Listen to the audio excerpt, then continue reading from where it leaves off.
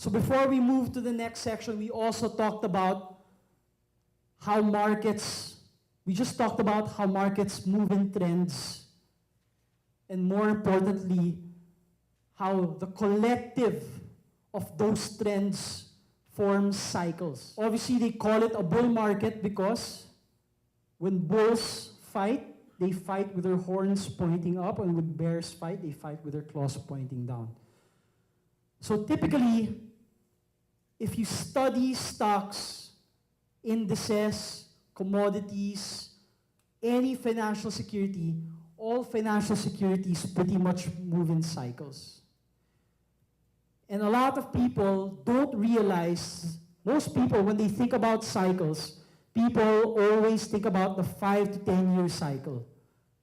But if you look at technical analysis, the Bible of technical analysis, Edwards and McGee will always teach you that there are a lot of cycles outside the 5 to 10 year cycle. There's what we call the secular cycle, which is a 15 to 20 year cycle according to Edwards and McGee. And if you look at why the Philippine financial or why the Philippine stock market has been so robust over the past, since 2009, 2010, 2011, with all these financial advisors, all these new mutual funds coming along in your PIFA list.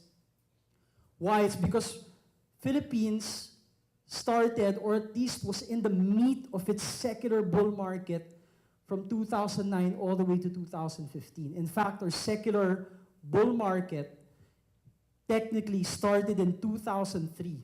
Right here, 2003, we had the high of 2008, and then we had the first correction in our secular bull market, right? And then we had the meat of the move of that secular bull market from 2009 to 2015.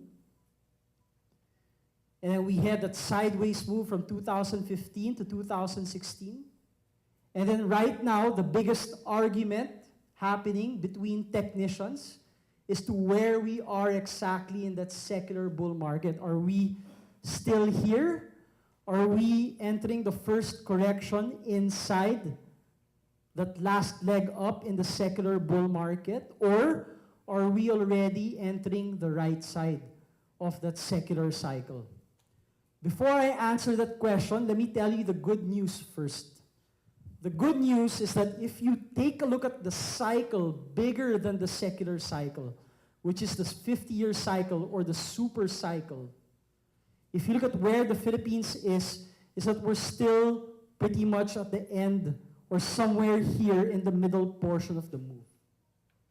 Which means that from a super cycle point of view, the 50-year cycle that started, if I'm not mistaken, in 87 or 80, we still have at least one more leg up in the super cycle to at least take the Philippine stock market to a new all-time high.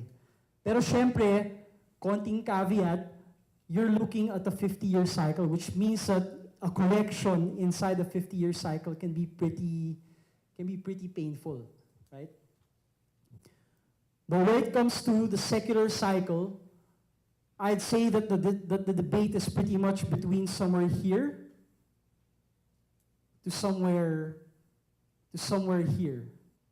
So at least most people are still arguing that we still have at least some legs higher to go through, at least to complete the 15-20 year cycle. And even regardless of whether you think we're on the left side, right side, and there's still a super cycle that can take us much higher.